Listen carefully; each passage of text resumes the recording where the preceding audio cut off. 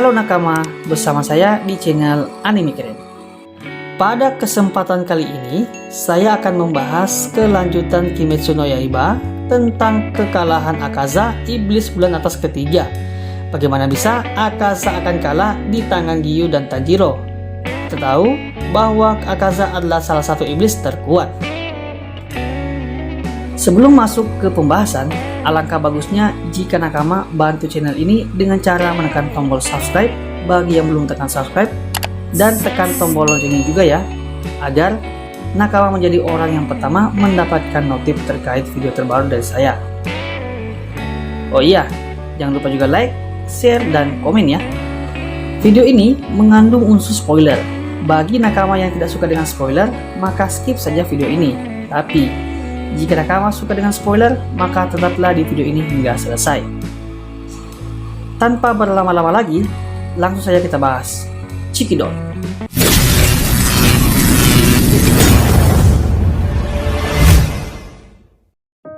Di video sebelumnya, kita sudah melihat pertarungan antara Tanjiro dan Giyu Tomioka dengan Akaza.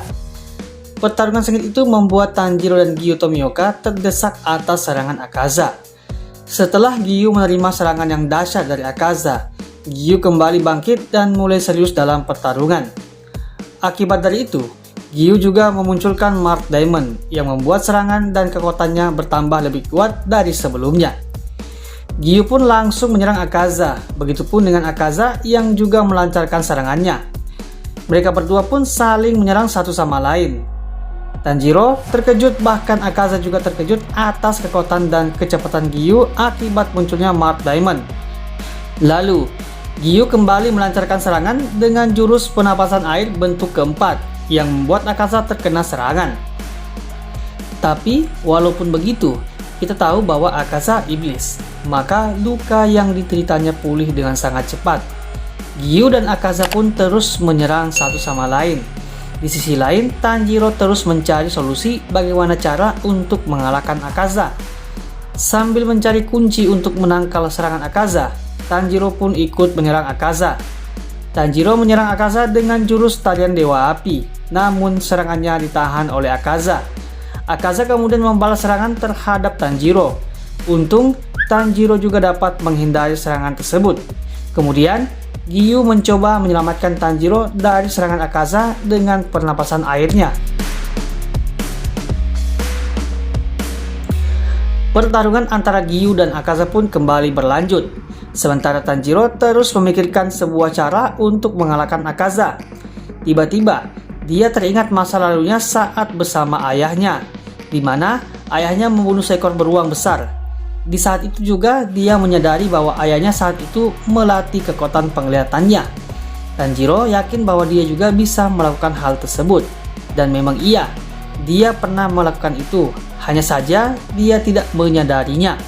Saat dia menghindari serangan telak Akaza, serangan yang seolah-olah sudah menempel ke tubuhnya. Bahkan saat dia bertarung dengan Hatengu, yang mana saat itu bersembunyi di dalam jantungnya. Tanjiro kemudian menyadari hal tersebut, sehingga dia bisa masuk dalam dunia tembus pandang. Kali ini, Tanjiro dapat melihat tubuh Akaza secara transparan, sehingga Tanjiro bertekad untuk mengalahkan Akaza dengan kekuatan penglihatannya. Pertarungan antara Giyu dan Akaza pun terus berlanjut, di mana mereka berdua saling bergantian terkena serangan. Karena Akaza adalah iblis, jadi luka yang diterima pulih dengan sangat cepat. Berbeda halnya dengan Giyu yang manusia biasa. Luka yang diterima tak bisa pulih, bahkan stamina akan semakin berkurang.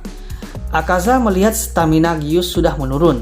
Akaza pun mendekati Giyu dan berkata, "Sepertinya kau sudah menggunakan semua jurus airmu ya? Sudah cukup Giyu, akan kuakhiri sekarang juga." Di sisi lain, Tanjiro terus mencoba masuk ke dunia tembus pandang. Dia terus memperhatikan serangan Akaza dan Giyu. Di pertarungan tersebut, akhirnya Giyu kembali terkena serangan Akaza yang membuat perutnya mengalami luka yang cukup parah. Di saat yang bersamaan, tangan Akaza juga terputus. Ini membuat Akaza dan Giyu terkejut. Ternyata itu adalah serangan tak terlihat oleh Tanjiro. Kini, mata dan rambut berubah menjadi merah. Ini menandakan bahwa Tanjiro sudah menguasai kekuatan penglihatan dunia tembus pandang. Saking terkejutnya Akaza, lalu dia berkata, "Setiap sel yang ada di rambut pipiku berkata kalau aku harus cepat membunuh orang ini sekarang juga." Ada yang berubah dari dirinya. Ini gawat. Akaza kemudian mengaktifkan penyebaran jurus akhir logam cahaya biru pengacau. Ini adalah serangan yang kuat dan cepat, sehingga Giyu ragu apakah dia bisa menghentikan serangan tersebut. Di sisi lain, Tanjiro menyadari bahwa inilah yang dinamakan dunia tembus pandang. Lagi-lagi, Giyu terkena serangan telak dari Akaza. Giyu benar-benar menerima luka-luka yang sangat parah. Kini Giyu benar-benar sudah sampai batasnya. Dia tidak mampu lagi melancarkan serangannya.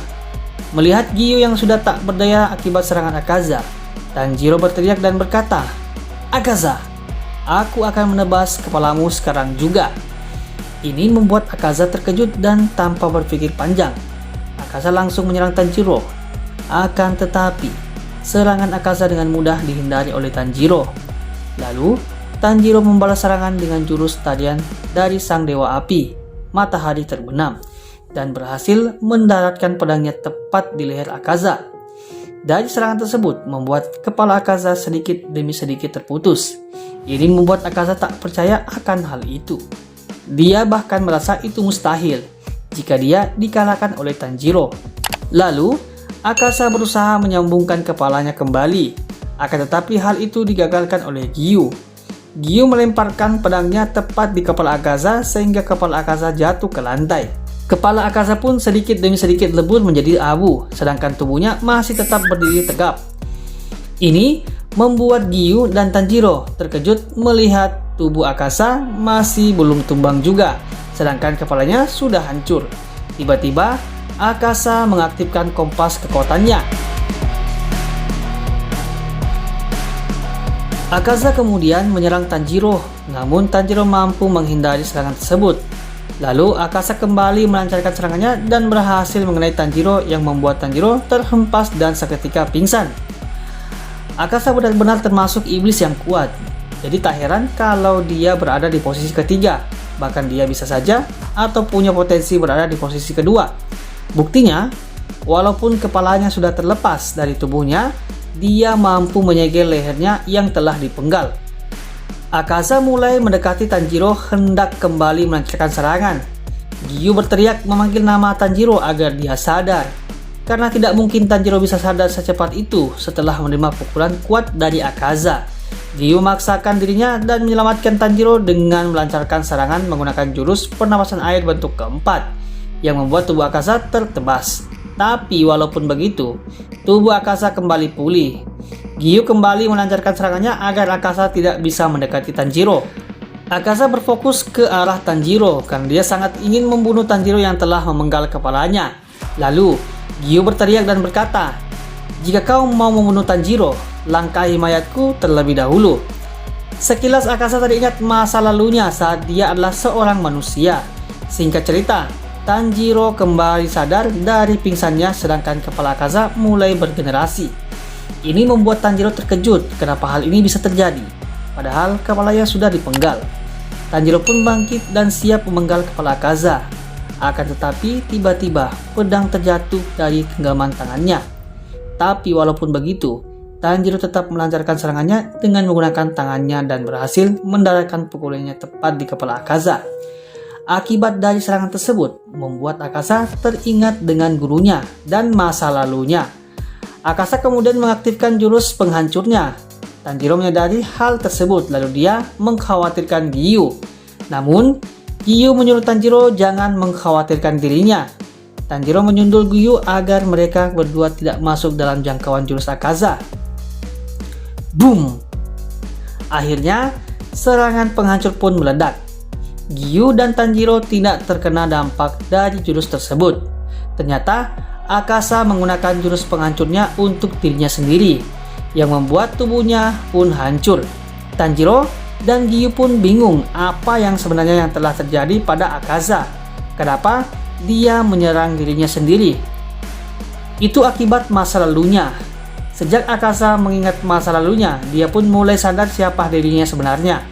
sehingga dia membunuh dirinya sendiri. Tubuh Akaza pun sedikit demi sedikit mulai menghilang. Akhirnya, pertarungan sengit ini pun dimenangkan oleh Tanjiro dan Giyu. Tiba-tiba, Tanjiro pun pingsan karena terlalu banyak mengeluarkan energi dan staminanya pun habis. Sedangkan Giyu sudah sangat lemah, namun dia masih bertahan. Kekalahan Akaza pun dirasakan oleh Kokoshibo, iblis bulan atas pertama, dan Douma, iblis bulan atas kedua. Nah, apakah Tanjiro dan Giyu akan mampu melanjutkan perjalanannya ke tempat Muzan berada? Karena tujuan mereka dari awal adalah ke tempat Muzan berada. Terus saksikan video saya yang akan datang. Oke, itulah sedikit mengenai lanjutan cerita Kimetsu no Yaiba tentang kekalahan Akaza, iblis bulan atas ketiga. Terima kasih telah menonton di video ini. Jangan lupa like, subscribe, dan tekan juga loncengnya ya. And see you next time.